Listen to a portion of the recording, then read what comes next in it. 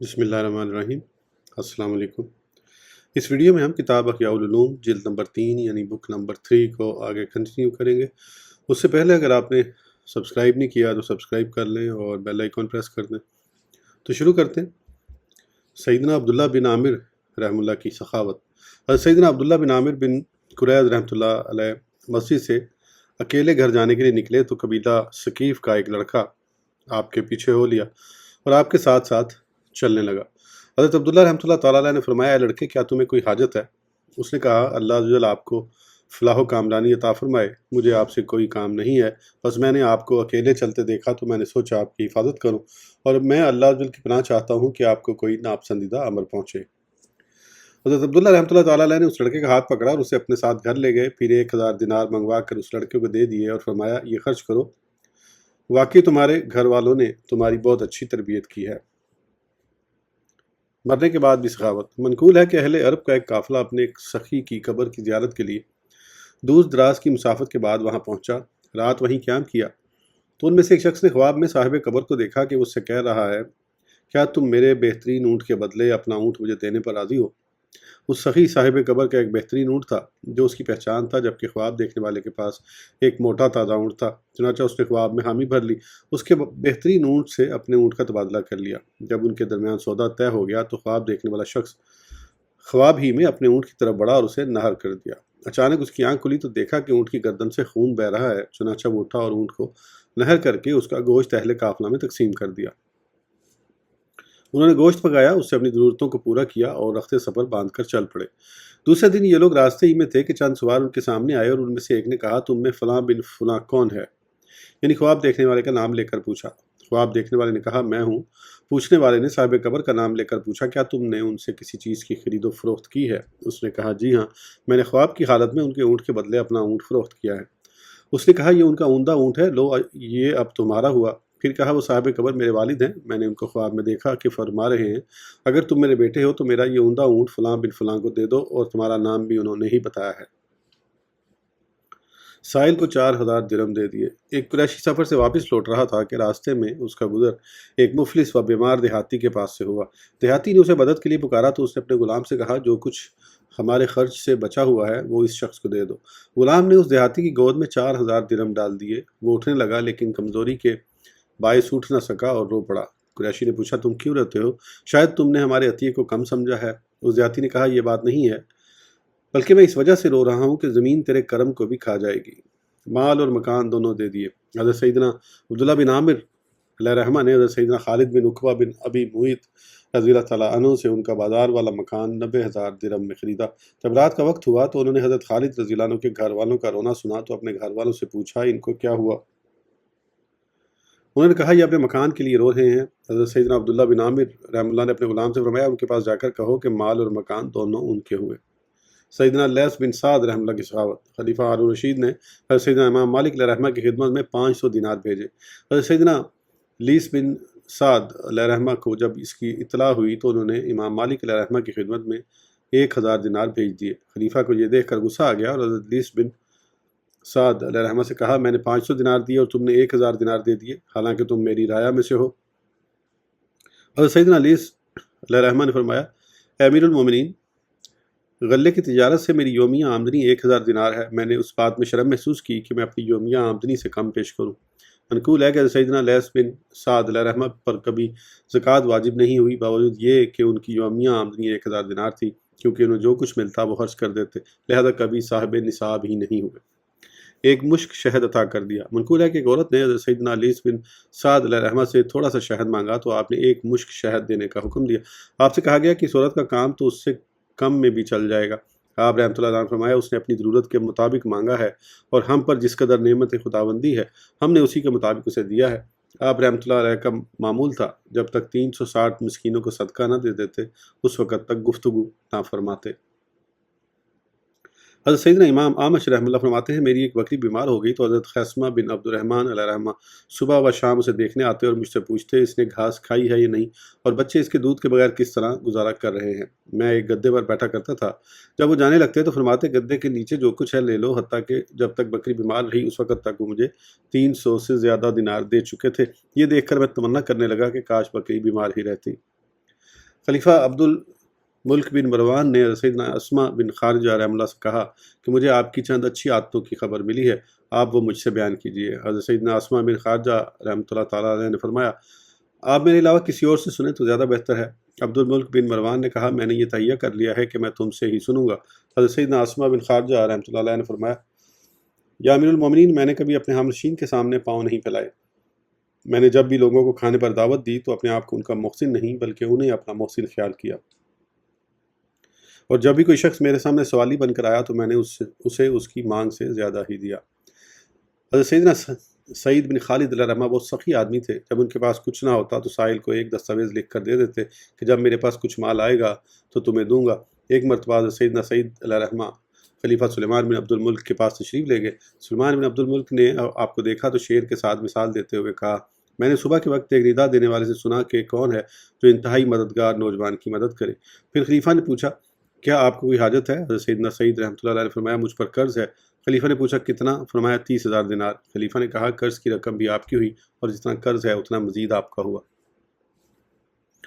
منقول ہے کہ حضرت سیدنا قیس بن سعد بن عبادہ رضی اللہ تعالیٰ عنہما بیمار ہوئے تو ان کے دوست و احباب نے ان کی عیادت میں تاخیر کی۔ آپ رضی اللہ تعالیٰ عنہ سے کہا گیا، چونکہ انہوں نے آپ کا قرض دینا ہے اس لیے وہ حیا کے باعث نہیں آئے۔ آپ رضی اللہ تعالیٰ عنہ نے فرمایا، اللہ عز و جل اس مال کو ذلیل و رسوا کرے جو دوستوں کو ملاقات سے روک دیتا ہے۔ پھر ایک شخص کو حکم دیا کہ وہ اعلان کر دے کہ جس آدمی پر قیس بن سعد کا قرض ہو وہ اس سے بری ہے۔ راوی کہتے ہیں، یہ سن کر شام تک ملاقات و عیادت کرنے والوں کی اتنی بھیڑ لگ گئی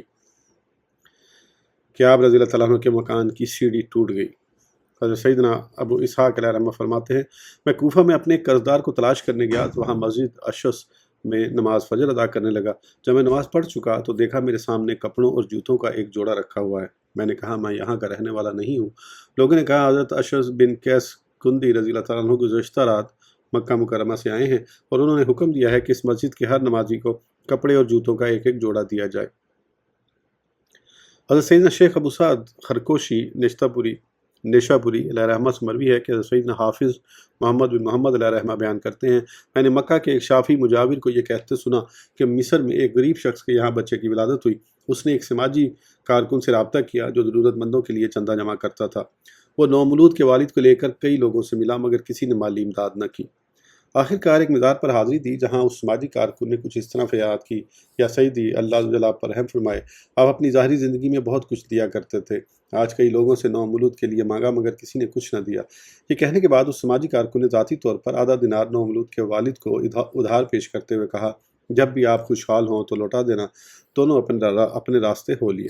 سماجی کارکن کو رات خواب میں صاحب مزار کا دیدار ہوا۔ فرمایا، تم نے مجھ سے جو کہا وہ میں نے سن لیا تھا مگر اس وقت جواب دینے کی اجازت نہ تھی۔ میرے گھر والوں سے جا کر کہیے کہ انگیٹھی کے نیچے کی جگہ کھودیں، ایک مشکیزہ نکلے گا، اس میں 500 دینار ہوں گے، وہ ساری رقم اس نومولود کے والد کو پیش کر دیجیے۔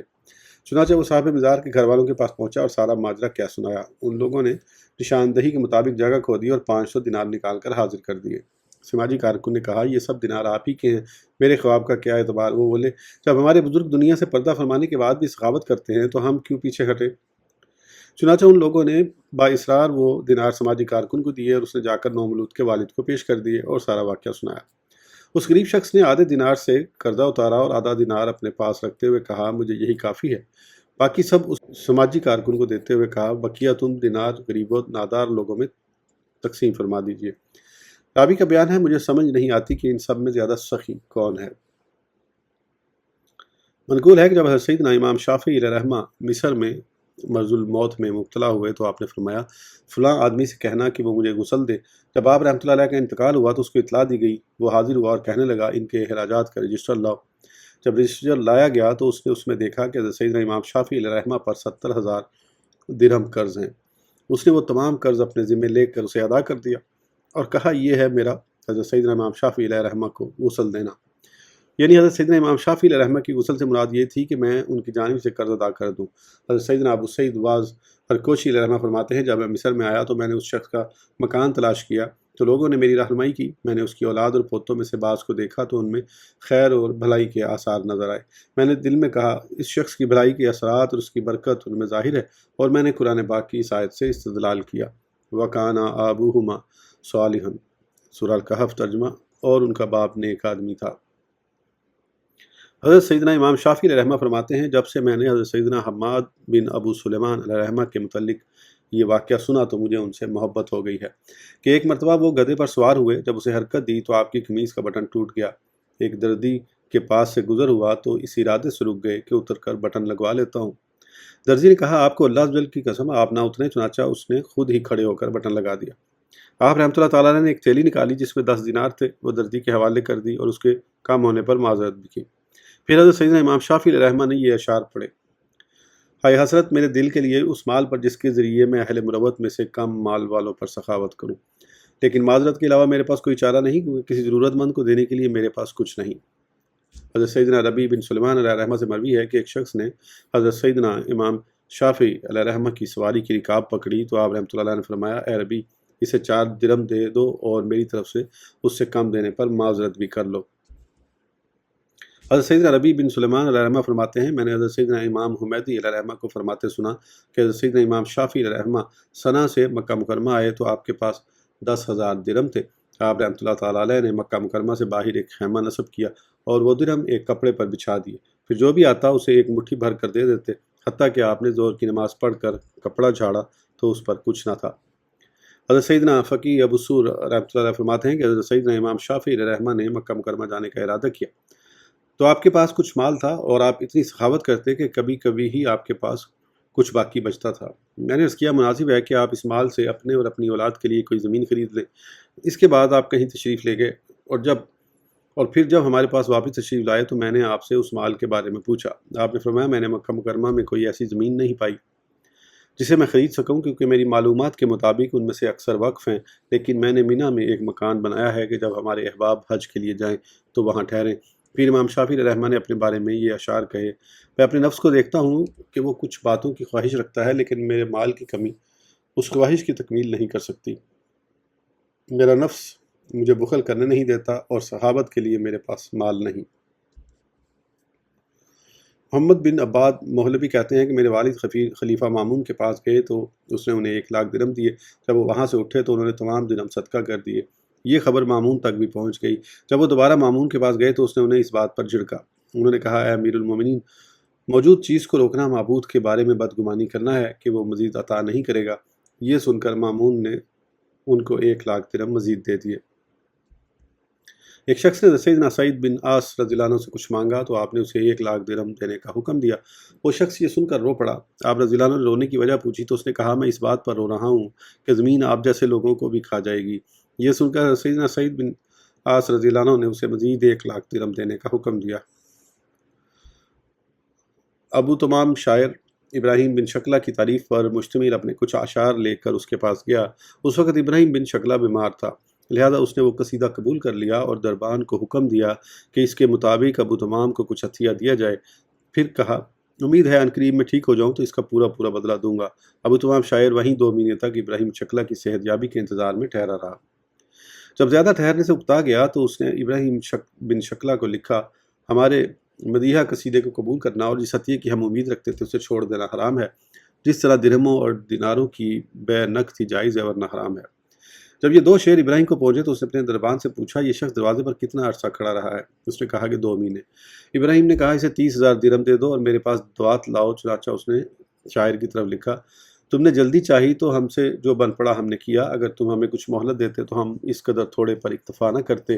یہ تھوڑا لے لو اور یوں سمجھو کہ تم نے کچھ نہیں کہا اور ہم یہ سمجھیں گے کہ ہم نے کچھ نہیں دیا۔ مروی ہے کہ حضرت سیدنا طلحہ رضی اللہ عنہ پر امیر المومنین حضرت سیدنا عثمان غنی رضی اللہ عنہ کے 50,000 درہم قرض تھے۔ ایک دن امیر المومنین رضی اللہ تعالیٰ عنہ مسجد کی طرف تشریف لے جا رہے تھے کہ حضرت سیدنا طلحہ رضی اللہ عنہ نے فرمایا آپ کا مال تیار ہے، لے لیجئے۔ امیر المومنین حضرت سیدنا عثمان غنی رضی اللہ عنہ فرمایا اے ابو محمد وہ سب آپ کے ہوئے تاکہ آپ کو مروت یعنی سخاوت پر مدد حاصل ہو۔ حضرت سیدنا سودا بنت عوف رضی اللہ تعالیٰ عنہ فرماتی ہیں میں حضرت سیدنا طلحہ رضی اللہ عنہ کے پاس حاضر ہوئی تو میں نے ان کی طبیعت کو بوجھل دیکھ کر پوچھا آپ کو کیا ہوا؟ انہوں نے فرمایا میرے پاس مال جمع ہو گیا ہے جس کی وجہ سے میں غمگین ہوں۔ میں نے کہا آپ کو غم کرنے کی کیا ضرورت ہے، اپنی قوم کو بلا کر مال ان میں تقسیم فرما دیں۔ چنانچہ انہوں نے اپنے غلام کو بلایا اور اس سے کہا میری قوم کو بلا لاؤ، پھر آپ نے وہ مال اپنی قوم میں تقسیم فرما دیا۔ میں نے خادم سے پوچھا کتنا مال تھا؟ उसने कहा 4 लाख दिरहम। एक अराबी ने हज़रत सैयदना तलहा रज़ी अल्लाह अन्हु की खिदमत में हाजिर होकर अपनी रिश्तेदारी के नाम पर कुछ मांगा। आप रज़ी अल्लाह अन्हु ने फरमाया, मुझसे रिश्तेदारी के नाम पर आज तक किसी ने कुछ नहीं मांगा। मेरी एक ज़मीन है, अमीरुल मोमिनीन हज़रत सैयदना उस्मान गनी रज़ी अल्लाह अन्हु ने उसके 3 लाख दिरहम लगाए हैं। अगर चाहो तो उस ज़मीन पर कब्ज़ा कर लो, और अगर चाहो तो मैं उसे अमीरुल मोमिनीन रज़ी अल्लाह अन्हु के हाथ फ़रोख्त कर देता और उसकी रकम तुम्हें दे देता हूँ। उसने कहा, मुझे रकम चाहिए। चुनांचे आप रज़ी अल्लाह अन्हु ने वो ज़मीन अमीरुल मोमिनीन हज़रत सैयदना उस्मान गनी रज़ी अल्लाह अन्हु को फ़रोख्त कर दी और उस शख्स को नक़द पैसे दे दिए। मनक़ूल है कि एक दिन अमीरुल मोमिनीन हज़रत सैयदना अली मुर्तज़ा करमल्लाहु वजहहु रो पड़े। पूछा गया, आप क्यों रोते हैं? फरमाया, 7 रोज़ हो गए हैं, मेरे पास कोई मेहमान नहीं आया। मुझे डर है कि कहीं अल्लाह अज़्ज़ व जल्ल ने मुझे ज़लील व हक़ीर तो नहीं कर दिया। एक शख्स अपने दोस्त के पास गया और उसका दरवाज़ा खटखटाया। उसने पूछा, कैसे आना हुआ? उसने कहा, मुझ पर 400 दिरहम कर्ज़ हैं। उसने 400 दिरहम तौल कर उसके हवाले कर दिए और रोता हुआ वापस आया।